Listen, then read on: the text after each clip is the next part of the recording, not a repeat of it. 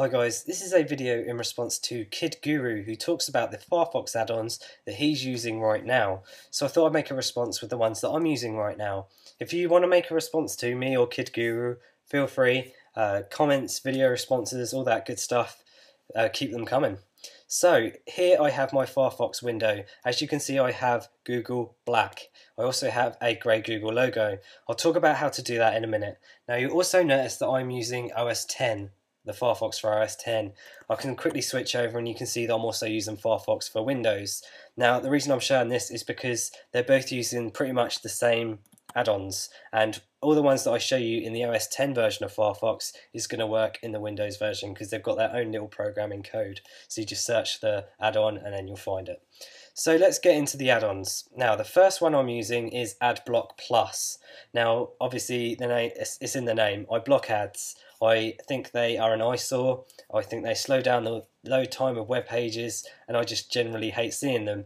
I know webmasters need revenue and things like that, but I don't have any on my site and it hasn't bothered me, so whatever really. I just don't like having them around. I'm not going to click them anyway, so whatever. I'm going to skip this beta GReader and come to that later. Now the next one is download status bar. Now I'm just going to show you an example. I want to download XPI's Dark Side. This is something I used to skin my Windows before. So if I just click this and click download and select the Romanian server. Now normally when you download something with Firefox, click save file, it will open up a dialog with downloads, which is really irritating. So now if I click save file, it's gone straight down into the status bar. So down here you can see we have downloads. If I click that, that will open my downloads folder. And here we have the download that I've made. Hovering over it shows you the information for that download, and you can see here we have the transfer rate, which is quite rubbish, and the estimated time of arrival. So really useful, because then I can just download and keep browsing without having to keep switching windows to see which ones I've got. So that is XPI's Dark Side. Now the next one I have is called Fission. Now I don't know if you noticed, but as I was loading things at the top bar, if I just zoom in and go back, can you see that it's loading? Put the loading bar at the top, the progress bar even.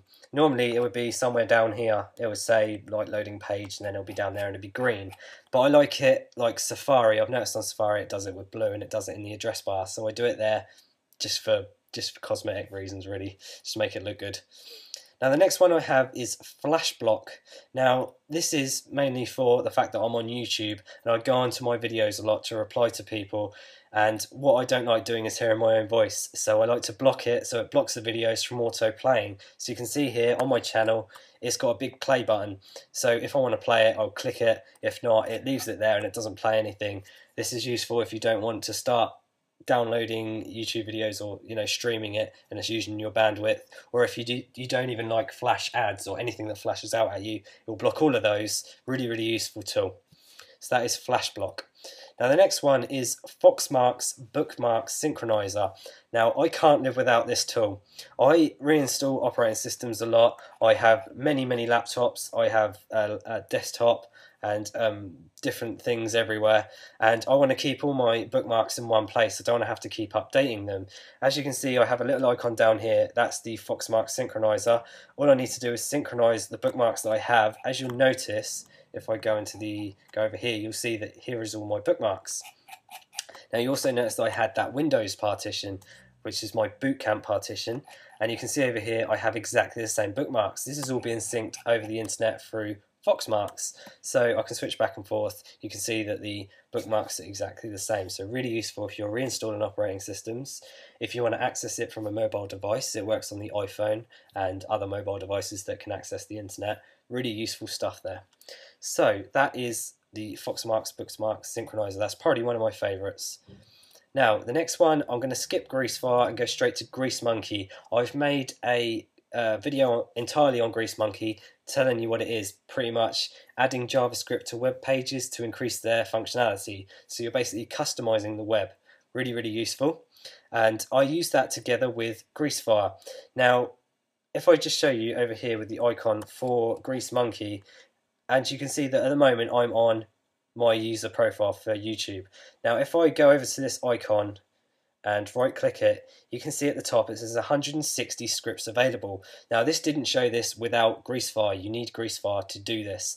If I click it, it will show me this nice box here, which gives me a list sorted by rank of things that have been made for GreaseMonkey, which are like little scripts of JavaScript that increase the page, the functionality of a page. So you can see years watching YouTube, YouTube HD, fix the video width, things like that. You just click them, click install, and it will install inside GreaseMonkey. Really, really useful stuff.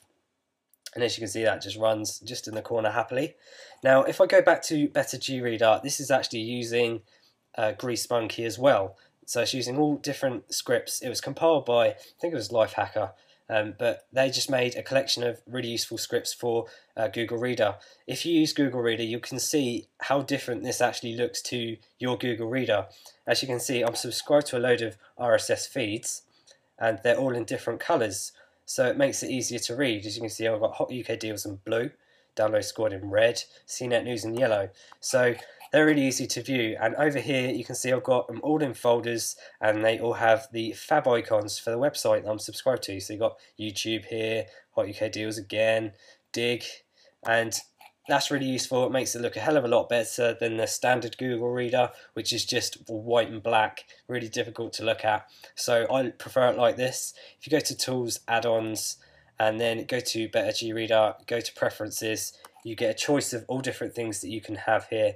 I'll leave that up to you to check out, but I find that really useful when checking up on my feeds.